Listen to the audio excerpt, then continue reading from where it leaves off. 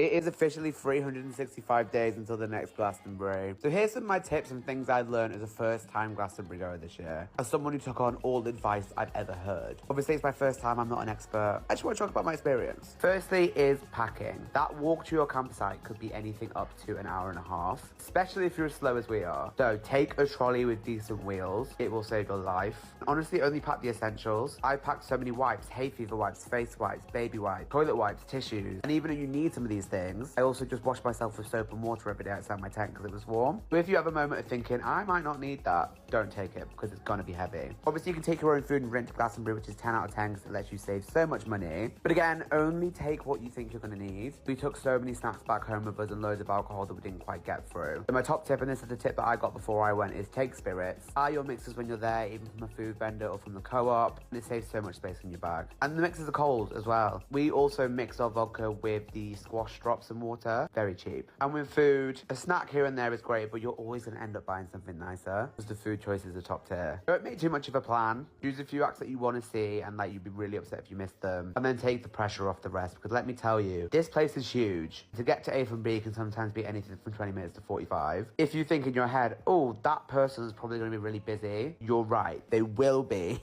Then be prepared to leave 5 minutes early from a set if you're really dying to see somebody else. Shangri-La, the southeast corner, all that jazz is really busy at night to the point where it was gridlocked. If you're not like a huge raver, then I really recommend going to see it during the day because it's so cool. But at night, it can get a bit overwhelming. Choose a meeting spot when you're going to meet your friends and make it the same one every single time. It becomes so natural to find that place. You know exactly where your friends are going to be. Or have a different meeting spot for each stage. I can't stress this one enough. Get an eSIM from either Vodafone or EE. I had perfect signal the whole time. And whenever I switched over to my actual phone provider, I had no signal at all. It made finding my friends so easy. The next tip is obvious, but if you fall across something that looks cool, give it a chance. There's so many performances and poetry reading, tarot reading, artwork, carnival. There's so much to look at, honestly. Fall across it and take it in. And on that note of trying new things, go and see some acts that you wouldn't go to usually. I went and saw people that I'd probably never buy gig tickets for, and it ended up being some of my favourite parts of the festival. Carabinas. I didn't even know what a carabiner was until last week, but those little clips that you can clip onto your bag changes your life. I can have my jacket on there, my water bottle, my drinks pouch, and my hat, and it leaves me hands free. And also take a phone lanyard. I have a tendency of losing my phone, and that lanyard made it so much better. My next tip is just chat to people. Everybody at Glastonbury is lovely. A girl came up to me in the crowd and was like, I love your earlobes. And I was like, babe,